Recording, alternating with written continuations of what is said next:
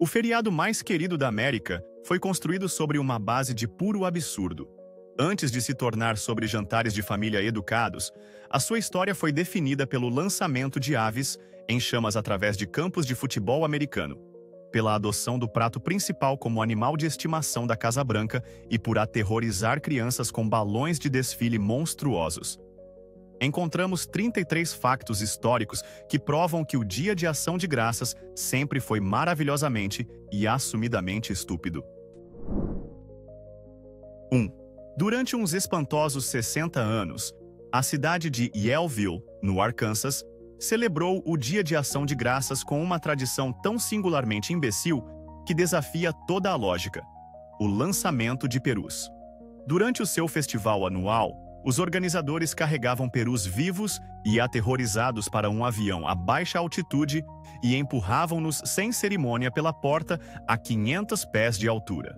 A justificação oficial, e uso este termo de forma muito vaga, era que os perus domésticos podiam usar as suas asas para planar suavemente até ao chão. Isto é, para dizer o mínimo, uma mentira descarada. Estas aves, criadas pela sua carne e não pelas suas capacidades aeronáuticas, caíam a pique como sacos de cimento com penas. Era um espetáculo grotesco de crueldade animal, disfarçado de tradição peculiar de cidade pequena. Uma lição de gravidade que absolutamente ninguém pediu. Só terminou depois de décadas de indignação nacional os terem finalmente convencido de que talvez, apenas talvez, atirar aves de um avião não era a melhor imagem. 2. Quando se pensava que as ideias da humanidade para o Dia de Ação de Graças não podiam piorar, um grupo de estudantes em Indiana apareceu para dizer: "Segura na minha cerveja e vê isto." Eles inventaram uma tradição conhecida como o lançamento do peru em chamas. O ritual, se é que se pode chamar assim, envolvia pegar num peru congelado e duro como pedra, vesti-lo inexplicavelmente com um pijama de bebê, por razões que permanecem um mistério desconcertante, encharcar o conjunto inteiro em fluido de isqueiro e depois atear-lhe fogo. O grande final?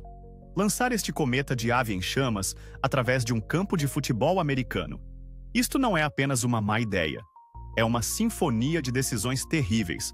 Uma combinação perfeita de perigo de incêndio, desperdício de comida e estupidez pura e não adulterada.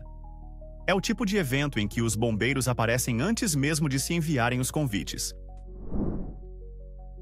3. Em 1926, uma entrega de ação de graças muito especial chegou à Casa Branca para o presidente Calvin Coolidge. Não era uma delegação de dignitários estrangeiros. Era um guaxinim vivo do Mississippi, enviado com a instrução explícita de que fosse cozinhado e servido no banquete festivo. Ora, a maioria dos presidentes poderia ter recusado educadamente, mas Silent Cal fez algo muito mais estranho. Ele olhou para a criatura, decidiu não a comer e prontamente a adotou como animal de estimação da família. Ele deu-lhe o nome de Rebecca, e ela tornou-se uma pequena celebridade, com uma coleira feita à medida, uma casa na árvore nos terrenos da Casa Branca e liberdade total para causar o caos durante eventos de Estado. Muito antes de o perdão presidencial ao Peru se tornar um golpe de relações públicas, a guaxinim Rebecca recebeu a clemência original e muito mais significativa do Dia de Ação de Graças. 4. Os anos 70 deram-nos muitas inovações questionáveis, mas poucas são tão desconcertantes como o spray aerossol de jantar de ação de graças em lata. Uma empresa decidiu que as horas de cozinha e os aromas maravilhosos que enchem uma casa eram simplesmente demasiado trabalho. A sua solução? Um ambientador que prometia replicar instantaneamente o cheiro de peru assado, recheio, puré de batata e tarte de abóbora com um único premir de botão. A realidade, segundo aqueles que tiveram o azar de o cheirar, foi um ataque químico agressivo.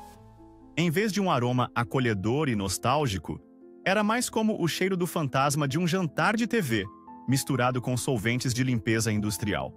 Era o produto perfeito para alguém que quisesse que a sua casa cheirasse como se um crime culinário tivesse acabado de ser cometido. 5. Aqui está uma atividade festiva que combina perfeitamente a letargia pós-jantar com um total desrespeito pelo prato principal. Bowling com peru congelado.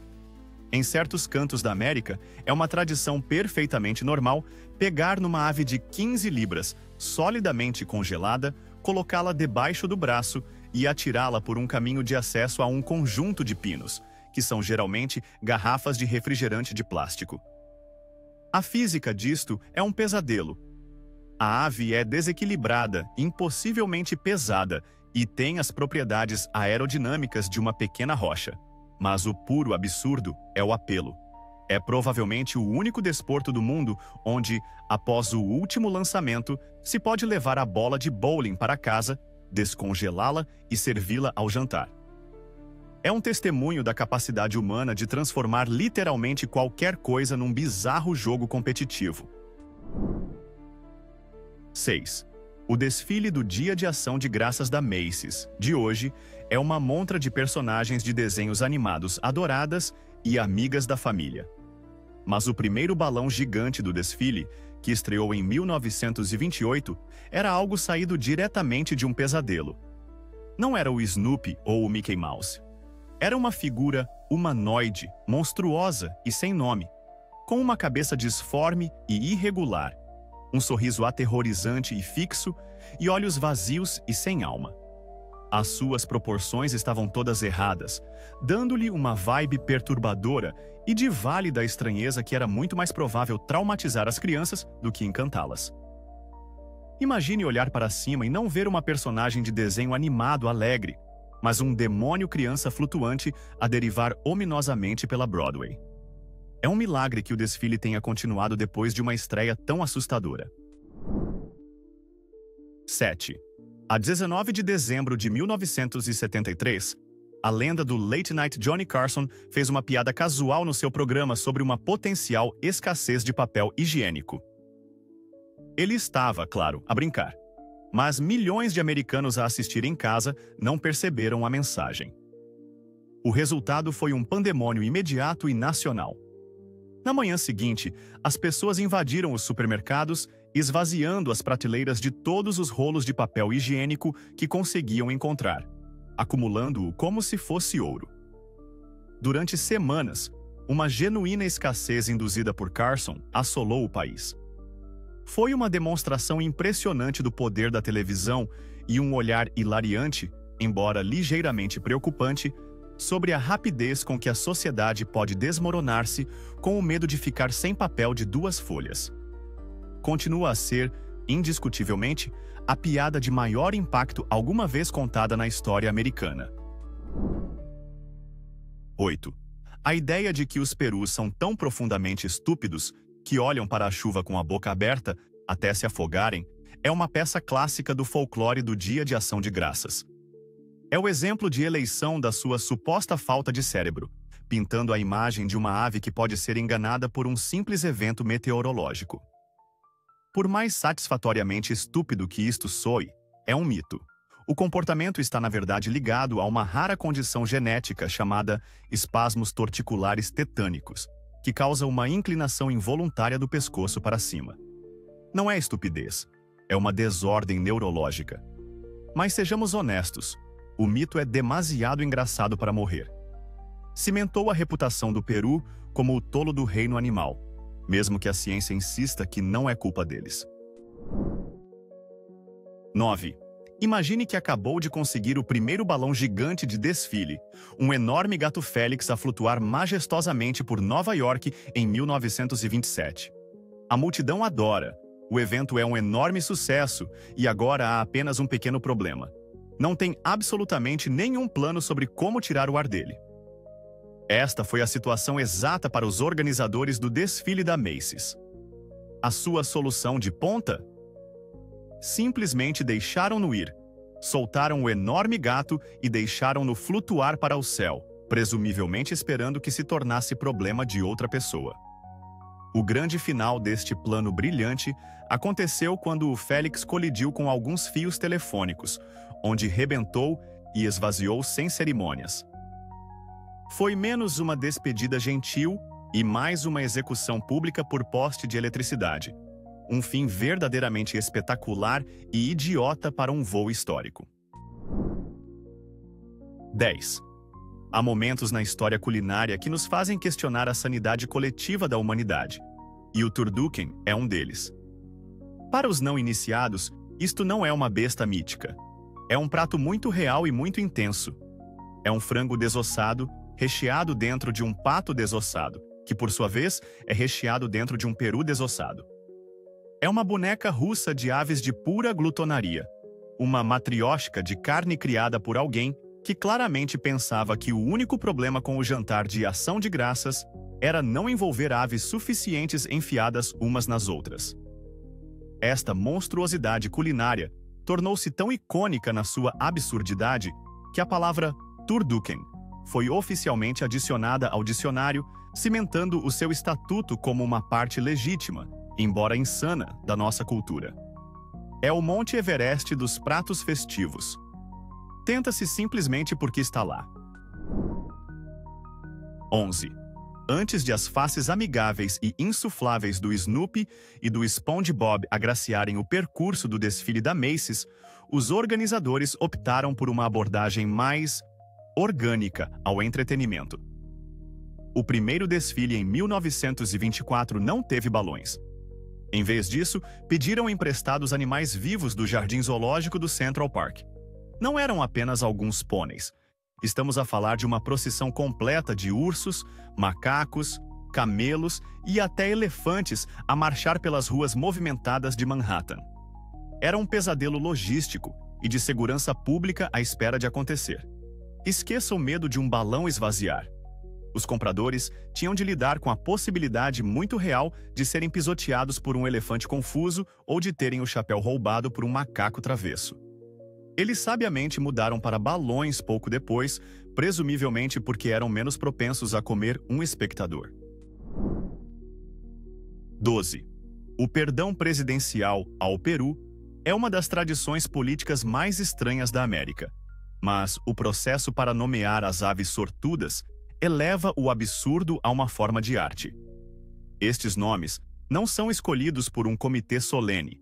São muitas vezes o resultado de uma votação na Casa Branca e quase sempre soam como se tivessem sido inventados por uma criança de 5 anos. Tivemos peas e carrots, ervilhas e cenouras, corn e cob, milho e maçaroca, tater e tot, batata e croquete, e a dupla inesquecível mac e cheese, macarrão e queijo. Isto significa que, em algum momento, altos funcionários do governo pararam de lidar com a segurança nacional e a política econômica para debater seriamente se drumstick, coxa de frango, era um nome melhor do que wishbone, osso da sorte. É um pensamento reconfortante que, mesmo ao mais alto nível do poder, há sempre tempo para alguns trocadilhos incrivelmente tolos baseados em comida. 13. Sente-se constantemente atormentado pela ansiedade de uma quebra injusta do osso da sorte? A época festiva enche-o de pavor por potenciais disputas sobre quem ficou com o pedaço maior? Bem, não tema, porque um inventor brilhante patenteou uma solução de ponta para este problema inexistente. Sim, o aparelho para quebrar o osso da sorte é um dispositivo real e patenteado. É um mecanismo projetado para segurar o osso da sorte firmemente no lugar, permitindo que duas pessoas o puxem com força mecanicamente igual, garantindo uma quebra cientificamente perfeita e indiscutivelmente justa todas as vezes. Isto não é apenas uma invenção. É um monumento à engenharia excessiva, um testemunho da capacidade humana de pegar numa tradição simples e divertida e retirar toda a alegria dela com complexidade desnecessária. É o presente perfeito para a família que tem tudo, incluindo um advogado de prevenção para disputas festivas. 14. A história está repleta de santos reverenciados que realizaram milagres e levaram vidas de fé extraordinária. E depois a São Tomás, o primeiro e até hoje único peru canonizado. Numa brilhante peça de teatro de protesto em 1989, ativistas da PETA reuniram-se nos degraus do Capitólio dos Estados Unidos e realizaram uma cerimônia simulada de canonização para um peru vivo. O seu objetivo era protestar contra o consumo de carne no Dia de Ação de Graças, elevando uma das aves ao estatuto sagrado. Imagine a confusão dos turistas nesse dia, a testemunhar uma cerimônia solene, completa com proclamações formais, para um peru com um ar muito perplexo. Embora a sua santidade não seja oficialmente reconhecida por nenhuma religião importante, por um breve e glorioso momento, São Tomás foi a ave mais reverenciada de toda Washington, D.C. 15. Alcatraz era conhecida como a Rocha, uma fortaleza inescapável projetada para abrigar os criminosos mais perigosos da América. Era um lugar de regras de ferro e disciplina brutal. Mas, por um dia por ano, graças ao seu recluso mais notório, era também um local bastante decente para uma refeição festiva. Al Capone, mesmo enquanto preso na instalação mais segura do mundo, ainda detinha poder e influência suficientes para organizar um jantar completo de ação de graças para toda a população prisional. Ele moveu os seus cordelinhos com o diretor e organizou um banquete de peru com todos os acompanhamentos. Não se tratava apenas de generosidade. Era um clássico jogo de poder de Capone, provando que mesmo atrás das grades, era ele quem conseguia fazer as coisas acontecerem. Isto só mostra que, mesmo em Alcatraz, compensa ter amigos em altos cargos. 16. Todos os meses de novembro, o mundo assiste enquanto o presidente dos Estados Unidos realiza um ato de misericórdia comovente: perdoar um único peru muito sortudo. É um belo momento de compaixão, um símbolo da graça festiva. É também uma farsa completa. A ave que se vê na televisão, aquela que se deleita sob os holofotes dos média, é conhecida como o peru presidencial. Esta ave mimada consegue retirar-se para uma vida de lazer. No entanto, há também um peru suplente, o seu substituto, à espera nos bastidores. Enquanto o peru principal está a ser celebrado, uma ave diferente e menos afortunada já está na cozinha da Casa Branca, a ser preparada para o jantar presidencial. Toda a cerimônia é uma peça magistral de relações públicas, uma distração para nos sentirmos bem do delicioso e muito não perdoado prato principal. 17. Quando se pensa nos locais mais exclusivos para um jantar festivo, talvez venham à mente restaurantes com 3 estrelas Michelin. Mas em 1969, Buzz Aldrin e Neil Armstrong reservaram uma mesa para 2 num lugar muito mais exclusivo, na Lua. E o que estava no seu primeiro menu na história da humanidade numa superfície extraterrestre? Um pacote de peru assado liofilizado. Sim, a primeira refeição comida na Lua foi, essencialmente, um jantar de ação de graças da era espacial. É difícil imaginar uma cena mais surreal. 2 astronautas, a milhões de quilômetros de casa, no silêncio total e vácuo do espaço, a comer peru de um pacote. Isto prova que, para onde quer que a humanidade vá, parece que levamos sempre conosco as nossas tradições culinárias mais estranhas. 18. Cada família tem a sua pequena tradição estranha, mas uma família levou este conceito a um nível completamente novo e algo horripilante, criando o chamado porco bird. O problema era simples. Para uma família grande, 2 pernas de peru nunca eram suficientes. A solução do pai foi genial e, ao mesmo tempo, macabra. Ele simplesmente cozia 1 dúzia de pernas extras ao peru antes de o assar. Usando agulha e linha, ele transformava uma ave comum em algo parecido com uma centopeia de um filme de terror. Imagine este monstro culinário, este Frankenstein do mundo das aves, a ser trazido para a mesa festiva. Não era apenas um jantar, era uma obra de arte que resolvia simultaneamente o problema da escassez de pernas e, provavelmente, causava pesadelos para toda a vida às crianças. 19. Esqueça um jantar de família tranquilo. No século XIX, especialmente em Nova York, o Dia de Ação de Graças era um dia de caos e anarquia absolutos. Os jovens, principalmente da classe trabalhadora, organizavam os chamados desfiles do horror. Eles usavam máscaras e fatos grotescos, armavam-se com instrumentos musicais barulhentos e invadiam as casas dos cidadãos ricos. O seu objetivo? Não era partilhar o espírito festivo, mas exigir dinheiro, comida e álcool de uma forma que roçava a extorsão descarada. Era algo entre o Halloween e o filme A Purga. Em vez de passar o molho, passava-se as carteiras. É uma lembrança vívida de que o feriado mais acolhedor do ano já foi um pretexto para motins em massa. 20. Hoje, a linha de apoio Butterball Turkey Talk Line é um call center de alta tecnologia com centenas de especialistas prontos a responder a qualquer pergunta sobre perus. Mas em 1981, quando tudo começou, a operação era muito mais modesta e muito mais engraçada.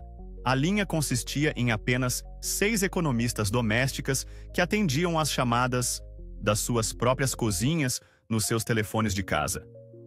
Imagine estas mulheres, talvez a preparar o seu próprio jantar, a explicar pacientemente a americanos em pânico como descongelar um peru, ou a responder a perguntas geniais como: posso cozinhar o peru se o meu gato dormiu em cima dele? Foi um começo encantador e um tanto caótico, que prova que grandes impérios por vezes começam com alguns telefones numa cozinha. 21. No mundo dos recordes culinários, há uma linha tênue entre a ambição e o desastre, e uma cidade em Ohio cruzou-a com um estrondo, literalmente. Na tentativa de criar a maior tarte de abóbora do mundo, os pasteleiros construíram um verdadeiro monstro com 20 pés de diâmetro, pesando mais de 3.600 libras. Foi um triunfo da engenharia e da arte da pastelaria. Pelo menos assim parecia. O problema é que, quando se cria uma tarte do tamanho de um carro pequeno, as leis da física começam a funcionar contra si. Sob o seu próprio peso colossal, a tarte começou a rachar e depois, simplesmente, desmoronou-se numa massa enorme, pegajosa e alaranjada. Não foi apenas um fracasso culinário, foi uma tragédia de proporções épicas, uma doce lembrança de que, por vezes, mais não significa melhor. 22. Imagine o dia de ação de graças, mas em vez de peru e futebol americano, há crianças com máscaras assustadoras a bater à sua porta a pedir doces. Isto não é uma realidade alternativa. É como o Dia de Ação de Graças era celebrado no final do século XIX e início do século XX. Esta tradição, conhecida como Ragamuffin Day, essencialmente transformou o Dia de Ação de Graças num segundo Halloween. As crianças vestiam-se com farrapos, pintavam os rostos e iam de casa em casa a pedir maçãs, doces ou pequenas moedas. Era tão popular que os desfiles Ragamuffin ofuscavam quaisquer outros eventos festivos. Depois, por razões desconhecidas, esta tradição simplesmente desapareceu, deixando-nos apenas um estranho eco histórico de um tempo em que o Dia de Ação de Graças teve uma séria crise de identidade. 23. Enquanto toda a América se reunia à volta da mesa festiva, um dos seus pais fundadores, Thomas Jefferson, provavelmente estava sentado no seu escritório a revirar os olhos. Ele odiava abertamente a ideia de um Dia de Ação de Graças nacional. E não era por não gostar de peru. As suas objeções eram puramente de princípio. Jefferson era um fervoroso defensor da separação entre igreja e Estado, e acreditava que, quando o presidente emitia uma proclamação a apelar aos cidadãos para agradecerem e orarem, era uma perigosa violação desse princípio. Para ele, era equivalente ao governo dizer às pessoas quando e como rezar. Assim, enquanto outros celebravam, Jefferson estava, na essência, a fazer um protesto silencioso, tornando-o o principal desmancha-prazeres do Dia de Ação de Graças na história americana. 24.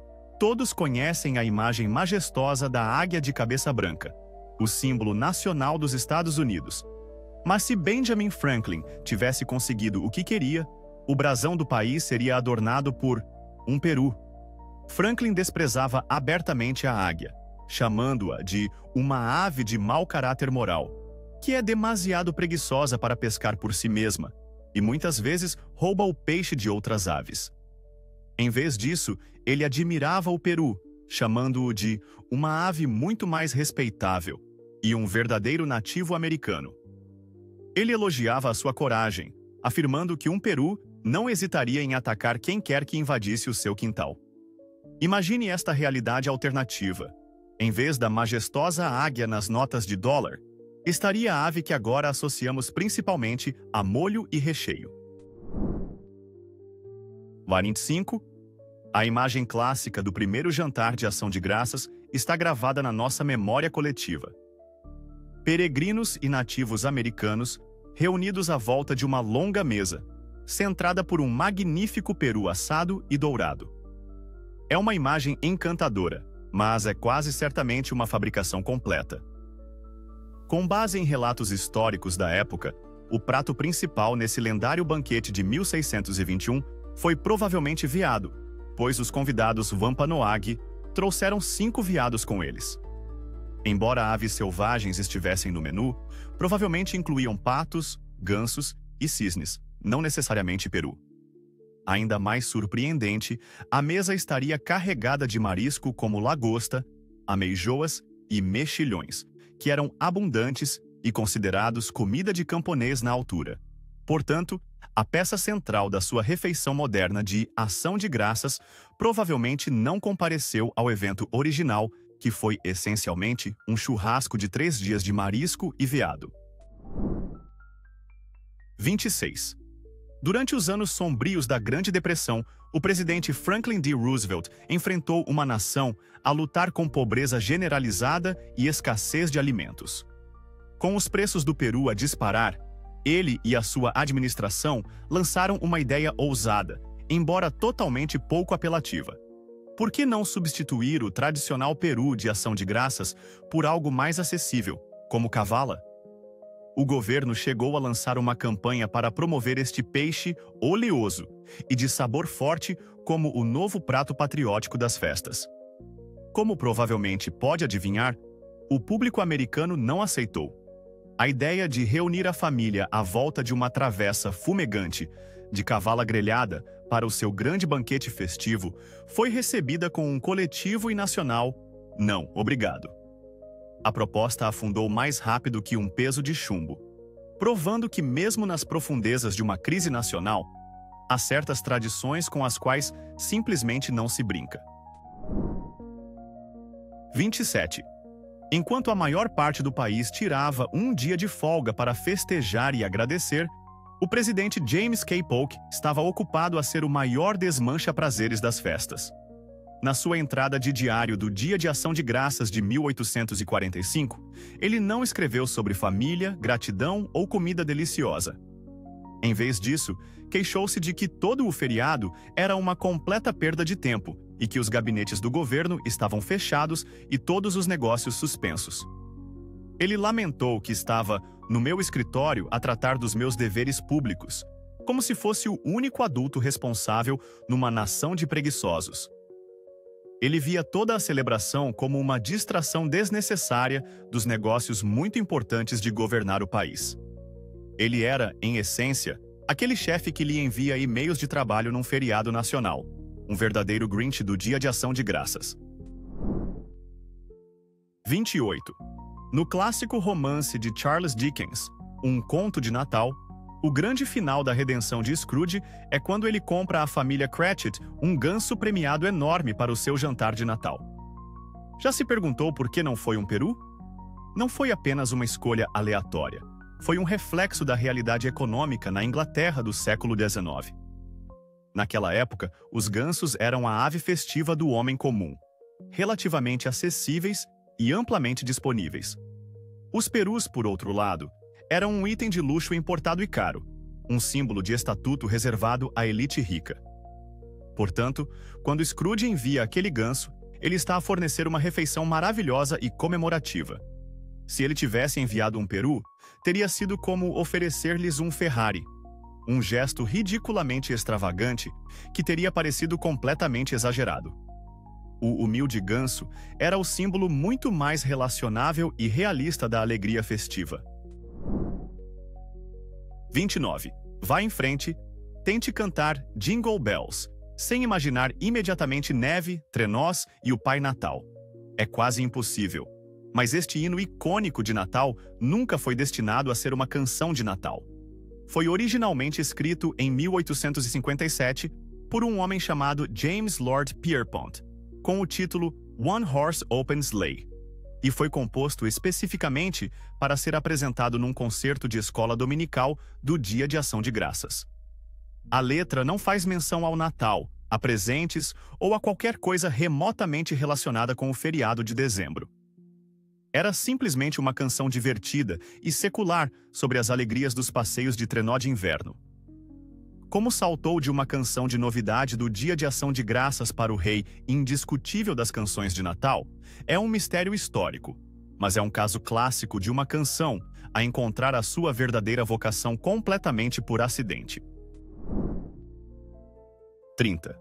Há poucas coisas que gritam América, como a tradição de fritar um peru por imersão. É um método que promete uma ave perfeitamente úmida, com uma pele incrivelmente estaladiça numa fração do tempo que leva a assá-la. Também acontece ser uma das coisas mais perigosas que se pode fazer no quintal.